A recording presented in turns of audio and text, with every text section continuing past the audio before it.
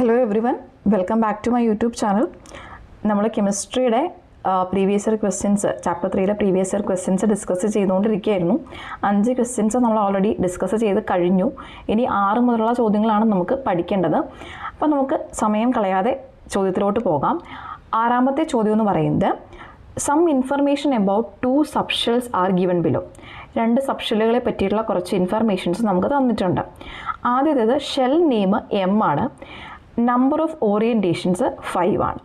അടുത്തത് shell name എന്ന് പറയുന്നത് എൻ ആണ്, നമ്പർ ഓഫ് ഓറിയൻറ്റേഷൻ 1 ആണ്. അപ്പോൾ ഞാൻ കഴിഞ്ഞ ക്ലാസ്സിൽ ഓൾറെഡി പറഞ്ഞിട്ടുള്ളതാണ്, എസ് ബ്ലോക്കിന് എത്ര ഓറിയൻറ്റേഷൻ പോസിബിൾ ആണ്, നമ്മൾ ഓൾറെഡി പറഞ്ഞിട്ടുള്ളതാണ്. എൽ വാല്യൂസിനനുസരിച്ചാണ് വരുന്നത് അല്ലേ, 2l + 1 വാല്യൂ അനുസരിച്ചാണ് വരുന്നത്. അപ്പോൾ എസ് ബ്ലോക്കിന് ഒരു ഓറിയൻറ്റേഷനെ പോസിബിൾ ആകുള്ളൂ. പി ബ്ലോക്കിന് എത്ര ഓറിയൻറ്റേഷൻ പോസിബിൾ ആണ്? പിൻ്റെ എൽ വാല്യൂ എന്ന് പറയുന്നത് 1 ആണ്. സോ എത്ര ഓറിയൻറ്റേഷൻ പോസിബിൾ ആണ്? 3 ഓറിയൻറ്റേഷൻ പോസിബിൾ ആണ്. ദെൻ ഡിക്ക് 5 ഓറിയൻറ്റേഷൻ പോസിബിൾ ആണ്. എഫിന് 7 ഓറിയൻറ്റേഷൻ പോസിബിൾ ആണ്. ഇനി KLM നമ്മുടെ പ്രിൻസിപ്പൽ ക്വാണ്ടം നമ്പറിന് നമ്മൾ എന്താണ്, പ്രിൻസിപ്പൽ ക്വാണ്ടം നമ്പർ എന്ന് പറയുന്ന ഓരോരോ എനർജി ലെവലുകളാണ്. ഈ എനർജി ലെവലുകളെ നമ്മൾ K, L, M, N ഇങ്ങനെയാണ് റെപ്രസെൻറ്റ് ചെയ്യുന്നത്.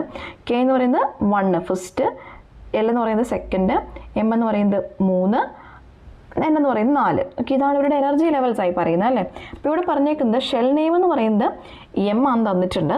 അതുപോലെ നമ്പർ ഓഫ് ഓറിയൻറ്റേഷൻസ് 5 പോസിബിൾ ആണെന്ന് പറഞ്ഞിട്ടുണ്ട്. റെപ്രസെൻറ്റ് ദി ഗിവൺ സബ്ഷെലിനെ റെപ്രസെൻറ്റ് ചെയ്യാനാണ് പറഞ്ഞേക്കുന്നത്. അപ്പോൾ ഇവിടെ 5 ഓറിയൻറ്റേഷൻ വരുന്നത് ഡിക്കാണ്. എം എന്ന് പറയുമ്പോഴേക്കും കിടക്കുന്ന പ്രിൻസിപ്പൽ ക്വാണ്ടം നമ്പർ അല്ലെങ്കിൽ എൻ എന്ന് പറയുന്നത് എത്രയാണ്? 3 ആണ്. അപ്പോൾ ഫസ്റ്റ് ആൾ എന്ന് പറയുന്നത് 3D ആണ്. ദെൻ ഷെൽ നെയിം എൻ ആണ്. എൻ എന്ന് പറഞ്ഞു കഴിഞ്ഞാൽ 4 ആണ് പ്രിൻസിപ്പൽ ക്വാണ്ടം നമ്പർ വരുന്നത്. നമ്പർ ഓഫ് ഓറിയൻറ്റേഷൻ പോസിബിൾ ആയിട്ടുള്ളത് എത്രയാണ്? 1 ആണ്. സോ 4 എസ് ആണ് ആളെന്ന് പറയുന്നത്. ഓക്കെ, അപ്പോൾ നമ്മുടെ സബ്ഷെല്ലുകൾ 1, ഈ കേസ് എന്ന് പറയുന്നത് 3Dയും ഇതെന്ന് പറയുന്നത് 4S ആണ്. അടുത്ത് write the maximum number of electrons that can be accommodated in each of this. Maximum number of electrons എത്ര എണ്ണം വീതം, ഈ മാക്സിമം നമ്പർ ഓഫ് ഇലക്ട്രോൺസ് എത്ര എണ്ണം പോസിബിൾ ആണ് എന്നാണ് ചോദിച്ചേക്കുന്നത് ഓരോ സബ്ഷെല്ലും. ഇനി ഡി ഓർബിറ്റലാണെന്നുണ്ടെങ്കിൽ എത്ര എണ്ണം പറ്റുന്നത്, അല്ലെങ്കിൽ ഡി സബ്ഷെല്ലിൻ്റെ ഉള്ളിൽ നമുക്ക് 5 ഓർബിറ്റലാണ് പറ്റുന്നത്. ഡി സബ്ഷെല്ലിൻ്റെ ഉള്ളിൽ, ഓക്കെ, ക്ലിയർ ആയിട്ട് മനസ്സിലാക്കുക. ഡി സബ്ഷെല്ലിൻ്റെ ഉള്ളിൽ എത്ര ഓർബിറ്റൽസ് ഉണ്ട്? 5 ഓർബിറ്റൽസ് ആണ് വരുന്നത്. ഓക്കെ, ഡി സബ്ഷെല്ലിൻ്റെ ഉള്ളിൽ 5 ഓർബിറ്റൽസ് വരുന്നുണ്ട്. 5 ഓർബിറ്റൽസിൽ ഓരോ ഓർബിറ്റലിലും ഈച്ച് ഓർബിറ്റലിൽ എത്ര ഇലക്ട്രോൺസ് പോസിബിൾ ആണ്? ഈച്ച് ഓർബിറ്റലിൽ 2 ഇലക്ട്രോൺ പോസിബിൾ ആണ്. So total number of electrons എത്രയാണ്? 5 × 2 10 ആണ് maximum number of electrons that can be accommodated in 3D. ഇനി 4S ആകുമ്പോഴേക്കും, എസ് ഓർബിറ്റൽ ആകുമ്പോഴേക്കും അതിൻ്റെ ഉള്ളിൽ എത്രയാണ്? ഒരു ഓർബിറ്റലാണ് പോസിബിൾ ആയിട്ടുള്ളത്. സോ അതിൻ്റെ ഉള്ളിൽ എസ് ആകുമ്പോൾ 4 അല്ല, എസ് ആകുമ്പോൾ അതിനുള്ള ഒരു ഓർബിറ്റലാണ് പോസിബിൾ ആയിട്ടുള്ളത്. ഒരു ഓർബിറ്റലിൽ എത്രയാണ്? 2 ഇലക്ട്രോണേ പറ്റുള്ളൂ. സോ എസിൻ്റെ ഇതിൽ പരമാവധി പറ്റുന്നതെന്ന് പറയുന്നത് 2 ഇലക്ട്രോണാണ്. ഓക്കെ, അപ്പോൾ ഒന്നുകൂടെ പറയാം. 3Dൻ്റെ ഉള്ളിൽ പറ്റുന്ന പരമാവധി എണ്ണം എന്ന് പറയുന്നത് 10 ഇലക്ട്രോൺസ് ആണ്. 4Sൻ്റെ ഉള്ളിൽ പറ്റുന്നതെന്ന് പറയുന്നത് പരമാവധി 2 ഇലക്ട്രോൺസിനെയാണ് അക്കോമഡേറ്റ് ചെയ്യാനായിട്ട് പറ്റുന്നത്. ക്ലിയർ ആയല്ലോ? അപ്പോൾ നിങ്ങൾ സബ്ഷെല്ലും അതിൻ്റെ നമ്പർ ഓഫ് ഓർബിറ്റലും മാക്സിമം നമ്പർ ഓഫ് ഇലക്ട്രോൺസും ജസ്റ്റ് പഠിച്ചു വയ്ക്കാം. ഞാനൊന്ന് റഫായിട്ടതൊന്ന് എഴുതി കാണിച്ചു തരാം. ഇവിടെ ഇത് എഴുതിയതുപോലെ തന്നെ എസ് ഓർബിറ്റലിൻ്റെ ഉള്ളിൽ നമുക്ക് പരമാവധി പറ്റുന്നതെന്ന് പറയുന്നത് 2 ഇലക്ട്രോൺസ് ആണ് മാക്സിമം പറ്റുള്ളൂ. പി ഓർബിറ്റലാണെന്നുണ്ടെങ്കിൽ അവിടെ നമ്പർ ഓഫ് ഓർബിറ്റൽസ് 3 ആണ്. അപ്പോൾ അതിൽ 3 × 2 6 ഇലക്ട്രോൺസ് ആണ് പരമാവധി പറ്റുന്നത്. ഡി ഓർബിറ്റൽ എത്രയാണ്? 5 ഓർബിറ്റലാണ് വരുന്നത്. അതിൻ്റെ പരമാവധി 10 ഇലക്ട്രോൺസിനെയാണ് ഫില്ല് ചെയ്യാൻ പറ്റുന്നത്. എഫ് ഓർബിറ്റലാകുമ്പോഴേക്കും എഫ് സബ്ഷെല്ലാകുമ്പോഴേക്കും 7 ഓർബിറ്റൽസ് പോസിബിൾ ആണ്. 7 ഓർബിറ്റൽസിൽ 7 × 2 14 ഇലക്ട്രോൺസ് അക്കോമഡേറ്റ് ചെയ്യാനായിട്ട് സാധിക്കും. ക്ലിയർ ആയി എന്ന് വിശ്വസിക്കുന്നു. അങ്ങനെയാണെങ്കിൽ നമുക്ക് നെക്സ്റ്റ് ചോദ്യത്തിലോട്ട് പോകാം. 7ാമത്തെ ചോദ്യത്തിലേക്ക് നോക്കാം. Ionization enthalpy of S block elements are lower than that of P block elements. S block elementsൻ്റെ അയോണൈസേഷൻ എൻതാൽപ്പി എന്ന് പറയുന്നത് P block എലമെൻറ്റുകളെക്കാട്ടിലും ചെറുതാണ്, കുറവാണ്. Which element in the second period has the highest ionization enthalpy? Second പീരീഡിൽ കിടക്കുന്നതിൽ highest ionization enthalpy വരുന്നത് ആർക്കാണ് എന്നുള്ളതാണ് നോക്കേണ്ടത്.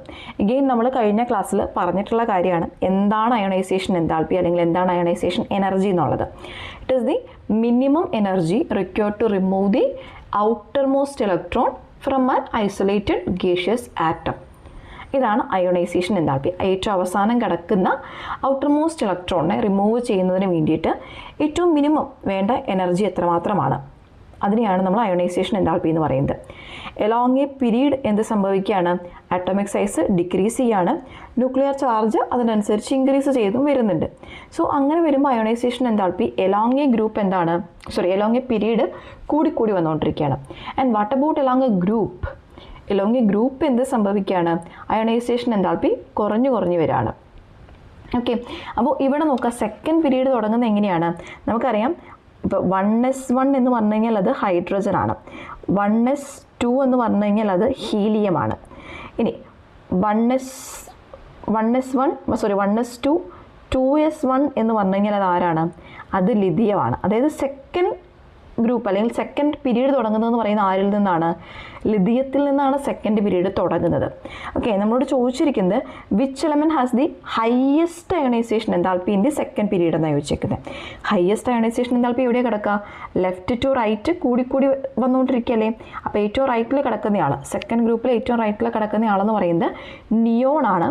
നിയോണിനാണ് ഏറ്റവും കൂടുതൽ എന്ത് വരുന്നത്, ഹയസ്റ്റ് അയണൈസേഷൻ എൻതാൽപ്പി. അപ്പോൾ നമ്മുടെ ആൻസർ എന്ന് പറയുന്നത് നിയോൺ ആണ്. ഇപ്പോൾ ലിഥിയം ഞാൻ പറഞ്ഞതെന്ന് പറയുന്നത് ലിഥിയത്തിൽ നിന്നാണ് സെക്കൻഡ് പീരീഡ് സ്റ്റാർട്ട് ചെയ്യുന്നത്. അപ്പോൾ ഇതിൽ നോക്കുമ്പോൾ ഏറ്റവും ലോവസ്റ്റ് അയണൈസേഷൻ എൻതാൽപ്പി എന്ന് പറയുന്നത് ആർക്കായിരിക്കും, അത് ലിഥിയത്തിലായിരിക്കും. ഹയസ്റ്റ് അയണൈസേഷൻ എൻതാൽപ്പി എന്ന് പറയുന്നത് നിയോണിനായിരിക്കും കേട്ടോ. അതിന് കംപ്ലീറ്റ് ഫിൽഡ് ആയിട്ടുള്ള ഓർബിറ്റൽസും കാര്യങ്ങളൊക്കെ ഉണ്ട്. നിങ്ങൾ ഹയർ ക്ലാസ്സുകളോട് ചെല്ലുമ്പോൾ ഇതിൻ്റെ ബാക്കി അഡ്വാൻസ്ഡ് ആയിട്ടുള്ള കാര്യങ്ങൾ പഠിക്കും കേട്ടോ. ദെൻ എന്താണ് അയോണൈസേഷൻ എൻതാൽപ്പി, ഞാൻ ഓൾറെഡി അതിൻ്റെ ആൻസർ പറഞ്ഞു കഴിഞ്ഞു.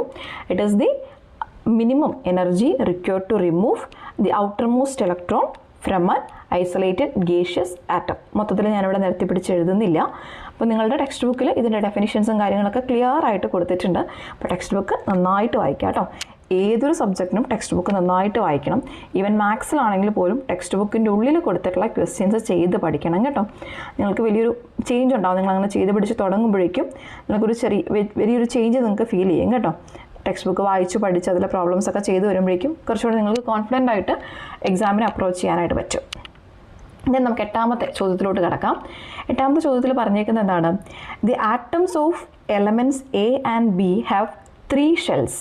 ഓക്കെ, അവരുടെ സിമ്പിൾ കറക്റ്റായിട്ടുള്ളതൊന്നുമല്ല, 3 ഷെല്ലുകളാണുള്ളത്. Element A belongs to the group 13 and element B belongs to the group 16. A എന്ന് പറയുന്ന ആൾ 13ാമത്തെ ഗ്രൂപ്പിൽ കിടക്കുന്ന ആളാണ്, ബി എന്ന് പറയുന്ന ആൾ 16ാമത്തെ ഗ്രൂപ്പിൽ കിടക്കുന്ന ആളുമാണ്. അവർക്ക് ആകെ 3 ഷെല്ലേ ഉള്ളൂ. അതാണ് തന്നേക്കുന്ന ഹിൻഡ്. ഏത് എലമെൻ്റാണെന്ന് തിരിച്ചറിയുന്നതിന് വേണ്ടിയിട്ട് നമുക്ക് തന്നേക്കുന്ന ഒരു ഹിൻഡാണ്. ആകെ അവർക്ക് 3 എണ്ണേ ഉള്ളൂ. അവർ കിടക്കുന്നത് 13ാമത്തെ ഗ്രൂപ്പിലാണ്, രണ്ടാമത്തെ ആൾ കിടക്കുന്നത് 16ാമത്തെ ഗ്രൂപ്പിലാണ്. 13 മുതൽ 18 വരെയുള്ള ഗ്രൂപ്പ് ഏത് ബ്ലോക്കാണ്, അത് പി ബ്ലോക്കാണ്. കുറേ കാര്യങ്ങൾ ഇതിൻ്റെ ഉള്ളിൽ ഒളിഞ്ഞും മറഞ്ഞും കിടക്കുന്നുണ്ട്. നമ്മൾ ഈ കറക്റ്റായിട്ട് വായിച്ച് മനസ്സിലാക്കി എടുക്കുക എന്നുള്ളതാണ് ഇതിൻ്റെ ഒരു കാര്യം എന്ന് പറയുന്നത്. കൂടുതൽ ക്വസ്റ്റ്യൻസ് ചെയ്യുമ്പോഴേക്കും നിങ്ങൾക്ക് അത് ക്ലിയർ ആയിട്ട് കിട്ടിക്കോളും. ടെൻഷൻ അടിക്കുകയൊന്നും വേണ്ട കേട്ടോ. അപ്പോൾ ഗ്രൂപ്പ് 13 മുതൽ ഗ്രൂപ്പ് 18 വരെയാണ് പി ബ്ലോക്ക് എലമെൻറ്റ്. അപ്പോൾ ഇവിടെ തന്നേക്കുന്ന എയും ബിയും രണ്ടുപേരും ഏത് ബ്ലോക്കിൽ കിടക്കുന്ന ആളുകളാണ്, പി ബ്ലോക്കിൽ കിടക്കുന്ന ആളുകളാണ്. നമുക്ക് write the subshell electronic configuration of A ഇത് എഴുതണം. അതിന് വേണ്ടിയിട്ട് ഹിൻഡാണ് തന്നേക്കുന്നത്. ആകെ 3 ഷെല്ലേ ഉള്ളൂ. അതായത് എന്നിൻ്റെ വാല്യൂ എന്ന് പറയുന്നത് എത്രയാണ്, എന്നിൻ്റെ വാല്യൂ എന്ന് പറയുന്നത് 3 ഇനി 13ാമത്തെ ഗ്രൂപ്പിലാണ് കിടക്കുന്നതെന്ന് പറഞ്ഞു കഴിഞ്ഞാൽ പി ബ്ലോക്ക് സ്റ്റാർട്ട് ചെയ്യുന്നിടത്താണ് കിടക്കുന്നത് അല്ലേ. അപ്പോൾ പിൻ്റെ ഉള്ളിൽ എത്ര ഇലക്ട്രോൺസ് ഉണ്ടാവും, പിൻ്റെ ഉള്ളിൽ ഉണ്ടാവുന്നതെന്ന് പറയുന്നത് 1 ഇലക്ട്രോണേ ഉണ്ടാവുള്ളൂ. നമുക്ക് എഴുതി വരാം. അപ്പോൾ 1s2 2s2 2s2 2p6 3s2 3 ഷെല്ലേ ഉള്ളൂ എന്ന് പറഞ്ഞിട്ടുണ്ട്. പി ബ്ലോക്കിൽ 13th ഗ്രൂപ്പാന്ന് പറഞ്ഞിട്ടുണ്ട് അല്ലേ. അതായത് പി ബ്ലോക്ക് സ്റ്റാർട്ട് ചെയ്യുന്നതാണ്. പി ബ്ലോക്ക് സ്റ്റാർട്ട് ചെയ്യുന്നതെന്ന് പറഞ്ഞു കഴിഞ്ഞാൽ പിൻ്റെ ഉള്ള എത്ര ഇലക്ട്രോൺസ് ഉണ്ടാവുള്ളൂ, 1 ഇലക്ട്രോണേ ഉണ്ടാവുള്ളൂ. മനസ്സിലായി? 13ാമത്തെ ഗ്രൂപ്പ് ആവണം അല്ലേ. ക്ലിയർ ആയിട്ട് മനസ്സിലാകുന്നുണ്ടോ? ഇനി നമ്മൾ എങ്ങനെയാണ് ഗ്രൂപ്പ് നമ്പർ കണ്ടുപിടിക്കുക? ഗ്രൂപ്പ് നമ്പർ കണ്ടുപിടിക്കുന്ന ആ ഒരു ടെക്നിക്ക് യൂസ് ചെയ്താൽ നിങ്ങൾക്ക് ഇതിലേക്ക് എത്താൻ പറ്റും കേട്ടോ. എങ്ങനെയാണ് നമ്മളൊരു പർട്ടിക്കുലർ ഗ്രൂപ്പ് നമ്പർ കണ്ടുപിടിക്കുന്നത്? പി ബ്ലോക്ക് ആണെന്നുണ്ടെങ്കിൽ ഗ്രൂപ്പ് നമ്പർ നമുക്ക് എങ്ങനെ കണ്ടുപിടിക്കാൻ പറ്റുക? പിയിലെ ഇലക്ട്രോൺസ് അല്ലേ, പിയിലെ ഇലക്ട്രോൺസിൻ്റെ എണ്ണം പ്ലസ് എന്ത് ചെയ്യുക, ഡിയിലെ ഗ്രൂപ്പ് എന്ന് പറയുന്നത് 10 ഗ്രൂപ്പുകളാണ് വരുന്നത്, പ്ലസ് എസ് ബ്ലോക്കിൽ എത്ര ഗ്രൂപ്പാണ് വരുന്നത്? എസ് ബ്ലോക്കിൽ 2 ഗ്രൂപ്പാണ് വരുന്നത്. അപ്പോൾ നമുക്ക് എങ്ങനെ എഴുതാം? 12 plus number of electrons in P orbital.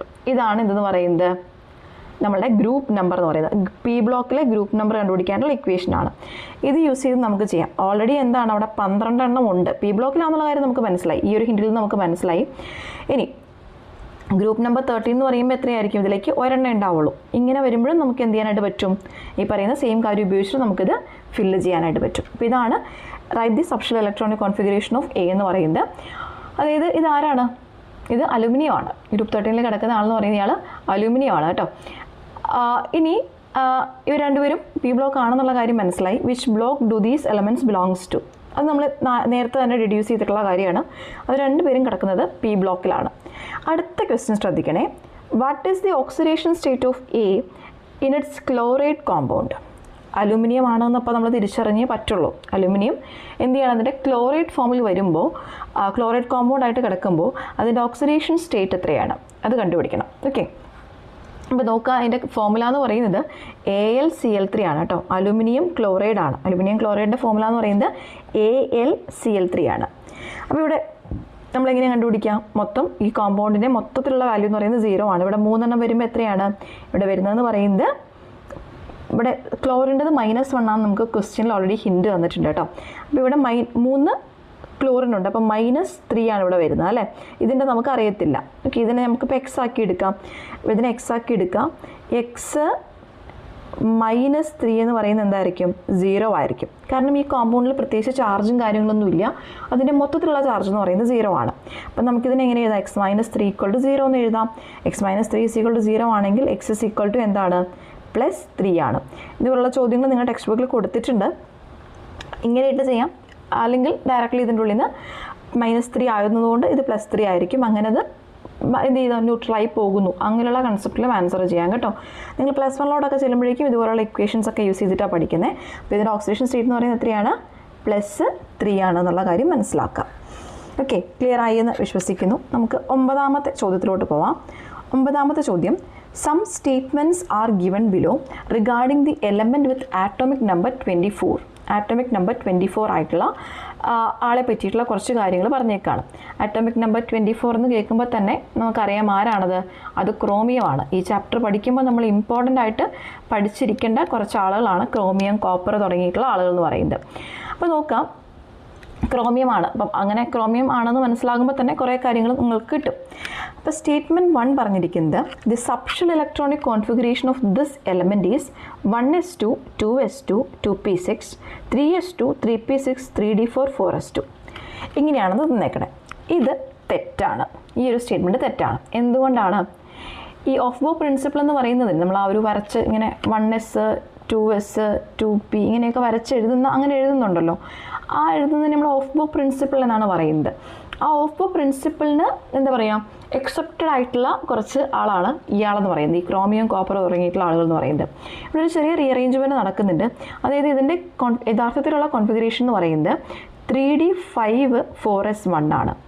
എന്തുകൊണ്ടാണെന്ന് ചോദിച്ചു കഴിഞ്ഞാൽ, ഇങ്ങനൊരു റീഅറേഞ്ച്മെൻറ്റ് നടക്കുന്നത് എന്തുകൊണ്ടാണെന്ന് ചോദിച്ചു കഴിഞ്ഞാൽ, ഇവിടെ ഈ ഹാഫ് ഫിൽഡ് ആയിട്ടുള്ള ഡി ഓർബിറ്റൽസിന് ഒരു അഡീഷണൽ സ്റ്റെബിലിറ്റി ഉണ്ട്. അല്ലെങ്കിൽ ഹാഫ് ഫിൽഡ് ആയിട്ടുള്ള ഡി സബ്ഷൽ എന്ന് പറയുന്നത് എന്താണ്? കുറച്ചും കൂടി സ്റ്റേബിളാണ്. It is more stable. അതുകൊണ്ടാണ് ഇങ്ങനെ വരുന്നത്. അപ്പോൾ ഈ ഫസ്റ്റ് സ്റ്റേറ്റ്മെൻറ്റ് തെറ്റാണ്. അതെങ്ങനെയാണ് കറക്റ്റ് ആകുന്നത് എന്നുള്ള കാര്യം കാണിച്ചു തന്നു. രണ്ടാമത്തെ നോക്കാം, the last electron enters the D subshell. ആ സ്റ്റേറ്റ്മെൻറ്റ് എന്താണ്? അത് കറക്റ്റായിട്ടുള്ള സ്റ്റേറ്റ്മെൻറ്റാണ്. അപ്പോൾ ഫസ്റ്റ് സ്റ്റേറ്റ്മെൻറ്റ് തെറ്റാണ്, സെക്കൻഡ് സ്റ്റേറ്റ്മെൻറ്റ് കറക്റ്റാണ്. ഇനി നോക്കുക, ഫസ്റ്റ് സ്റ്റേറ്റ്മെൻറ്റ് തെറ്റായിട്ടുള്ള ഏതൊക്കെ ഓപ്ഷൻ ഉണ്ട് എന്ന് നോക്കുക. ഫസ്റ്റ് സ്റ്റേറ്റ്മെൻറ്റ് തെറ്റായിട്ടുള്ള 2 ഓപ്ഷൻസ് കിടക്കുന്നുണ്ട്. അപ്പോൾ ഇത് രണ്ടും നമുക്ക് കളയാമല്ലോ. എയും ബിയും നമുക്ക് കട്ട് ചെയ്യാം. കാരണം എയിലും ബിയിലും എന്താണ് 1 കറക്റ്റ് ആണെന്നാണ് കൊടുത്തേക്കുന്നത്. അപ്പോൾ ഇത് നമ്മൾ കട്ട് ചെയ്തു. അപ്പോൾ നമ്മളിപ്പോൾ എന്താണ് ഇവിടെ നമ്മളൊരു 50:50 അല്ലേ, ഒരു ഈക്വൽ പ്രോബിലിറ്റിയിലൂടെ നമ്മൾ എത്തുകയാണ്.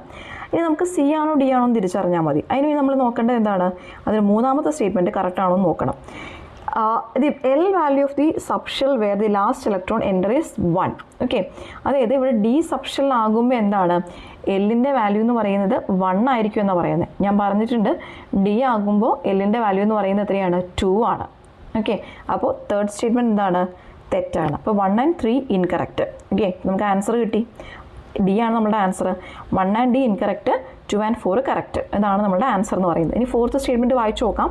The subshell containing the outer most electron has 5 orbitals. അല്ലേ, ഔട്ടർ മോസ്റ്റ് ഇലക്ട്രോൺ കിടക്കുന്നത് ഡിയിലേക്കാണ് പോകുന്നത്. അതിന് 5 ഓർബിറ്റൽസ് ഉണ്ട്. കറക്റ്റാണ്. ഡി സബ്ഷെലിന് 5 ഓർബിറ്റൽസ് ആണ് വരുന്നത്. ഓക്കെ, അപ്പോൾ ഓപ്ഷൻ ഡി ആണ്. അപ്പോൾ ഓർത്തിരിക്കുക എപ്പോഴും ക്രോമിയം എന്ന് പറയുന്നത് ആറ്റോമിക് നമ്പർ 24 ആണ്. ക്രോമിയവും അതുപോലെ തന്നെ കോപ്പർ 29, ആറ്റോമിക് നമ്പർ 29 ആണ്. ഇവർ രണ്ടുപേരെയും ഒന്ന് പ്രത്യേകം ശ്രദ്ധിച്ചോളണം, പല പരീക്ഷയ്ക്കും മാറ്റി തരാറുള്ളതാണ്. They are famous exceptions to the aufbau principle. Okay, അപ്പോൾ ഇത് പ്രത്യേകം പരീക്ഷയ്ക്ക് വേണ്ടിയിട്ട് ഓർത്തിരിക്കണം നിങ്ങൾക്ക് അറിയുന്ന കാര്യങ്ങളാണ്. പക്ഷേ പരീക്ഷയ്ക്ക് കാണുമ്പോൾ പെട്ടെന്ന് എന്ത് ചെയ്യും, അറിയാതെ തെറ്റിച്ച് കളയുന്ന കുറച്ച് കാര്യങ്ങളാണ് കേട്ടോ. ടെൻഷൻ അടിക്കാതെ പരീക്ഷയെ അപ്രോച്ച് ചെയ്യാം. ഞാൻ 10ാമത്തെ ചോദ്യം നമുക്ക് നോക്കാം. The subshell electronic configuration of an element X is given. Symbol real ഒന്നുമല്ല. 1s2, 2s2, 2p6, 3s2, 3p6, 3d5, 4s2. What is the atomic number of X? വളരെ സിമ്പിൾ ആയിട്ടുള്ള ചോദ്യമാണ്. എന്ത് ചെയ്താൽ മതി, നമ്മൾ ജസ്റ്റ് ഇലക്ട്രോൺസിൻ്റെ നമ്പർ ഒന്ന് കൗണ്ട് ചെയ്താൽ മതി. ഇലക്ട്രോൺസിൻ്റെ നമ്പർ കൗണ്ട് ചെയ്യുമ്പോൾ ഇവിടെ വരെ 10, ദെൻ 3s2 12, 12 6 18, 18 2 20, 20 5 25. അപ്പോൾ ആറ്റോമിക് നമ്പർ എത്രയാണ്, 25 ആണ് വരുന്നത്. ദെൻ ലാസ്റ്റ് ഇലക്ട്രോൺ പോകുന്നത് എങ്ങോട്ടേക്കാണ് പോയേക്കണേ, ലാസ്റ്റ് ഇലക്ട്രോൺ പോകുന്നതെന്ന് പറയുന്നത് ഡി ബ്ലോക്കിലേക്കാണ് പോയിരിക്കുന്നത്. അതുകൊണ്ട് നേരാണ് which group the X belongs, group number കണ്ടുപിടിക്കണം. അപ്പോൾ ആദ്യം ഇത് ഏത് ബ്ലോക്കാന്നുള്ള കാര്യം മനസ്സിലാക്കണം. ഡി ബ്ലോക്കിലേക്കാണ് പോയിരിക്കുന്നത്, പോയിരിക്കുന്നത് ഡി ബ്ലോക്കിലേക്കാണ് എലമെൻറ്റ് പോയിരിക്കുന്നത്, അല്ലെങ്കിൽ ഡി ബ്ലോക്കിലാണ് എലമെൻറ്റ് കിടക്കുന്നത്. ഇതിൻ്റെ ഗ്രൂപ്പ് നമ്പർ കണ്ടുപിടിക്കാനായിട്ട് എന്ത് ചെയ്താൽ മതി, ഡി ബ്ലോക്കിലുള്ള ആളുടെ ഗ്രൂപ്പ് നമ്പർ കണ്ടുപിടിക്കാനായിട്ട് 2 പ്ലസ് ഡി ബ്ലോക്കിലെ എലമെൻസിൻ്റെ എണ്ണം എടുക്കാം. അതായത് ഡി ബ്ലോക്ക് 2 എന്ന് പറയുന്നത് രണ്ട് എസ് ബ്ലോക്കിലെ ഗ്രൂപ്പുകളാണ് പറയുന്നത്. അടുത്ത് ഡീൻ്റെ ഉള്ള എത്ര പേരാണ് കിടക്കുന്നത്, 5 പേരാണ് കിടക്കുന്നത്. അപ്പോൾ 5 2 7, 7ാമത്തെ ഗ്രൂപ്പിലായിരിക്കും ആര് കിടക്കുന്നുണ്ടാവുക, ഇയാൾ കിടക്കുന്നുണ്ടാവുക. ഇനി പീരീഡ് നമ്പർ എന്ന് പറഞ്ഞെങ്കിൽ എന്തായിരിക്കും, ലാസ്റ്റത്തെ ഏറ്റവും ഹയസ്റ്റ് ആയിട്ടുള്ള എൻ വാല്യൂ ആയിരിക്കും അതിന് പീരീഡ് നമ്പർ എന്ന് പറയുന്നത്. അപ്പോൾ ഇവിടെ പീരീഡ് നമ്പർ എത്രയാണ്, പീരീഡ് എന്ന് പറയുന്നത് 4th പീരീഡിലായിരിക്കും ഇയാൾ കിടക്കുന്നുണ്ടാവുക കേട്ടോ. 4th പീരീഡിലായിരിക്കും കിടക്കുന്നുണ്ടാവുക. ഗ്രൂപ്പേ നമ്മളോട് ചോദിച്ചിട്ടുള്ളൂ. അപ്പോൾ പീരീഡ് നമ്പർ എങ്ങനെ കണ്ടുപിടിക്കുന്നത് വെച്ചാൽ ഹയസ്റ്റ് എൻ വാല്യൂ അതായിരിക്കും അതിൻ്റെ പീരീഡ് എന്ന് പറയുന്നത്. അഡീഷണലി പറഞ്ഞു എന്നേ ഉള്ളൂ. 10 ക്വസ്റ്റ്യൻസ് നമ്മളിപ്പോൾ ഓൾറെഡി 10 ക്വസ്റ്റ്യൻസ് ആണ് ഡിസ്കസ് ചെയ്തത് 2 വീഡിയോസിലായിട്ട്. അപ്പോൾ പറഞ്ഞ ക്വസ്റ്റ്യൻസ് ക്ലിയർ ആയെന്ന് വിശ്വസിക്കുന്നു. ഇനി 11ാമത്തെ ചോദ്യം മുതൽ നമ്മൾ അടുത്ത വീഡിയോയിൽ ഡിസ്കസ് ചെയ്യും. അപ്പോൾ ഇത്രയും നേരം ഡിസ്കസ് ചെയ്തിട്ടുള്ള കാര്യങ്ങൾ, പഠിപ്പിച്ചിട്ടുള്ള കാര്യങ്ങളിൽ എന്തെങ്കിലും സംശയങ്ങളുണ്ടെങ്കിൽ നിങ്ങൾ കമൻറ്റ് ബോക്സിൽ ചോദിക്കാം. അതുപോലെ തന്നെ ഈ ഒരു ഇനീഷ്യേറ്റീവ് നിങ്ങൾക്ക് ഇഷ്ടമായെങ്കിൽ നിങ്ങളുടെ ഫ്രണ്ട്സിൻ്റെ അടുത്ത് ഷെയർ ചെയ്ത് കൊടുക്കാം. Thank you so much.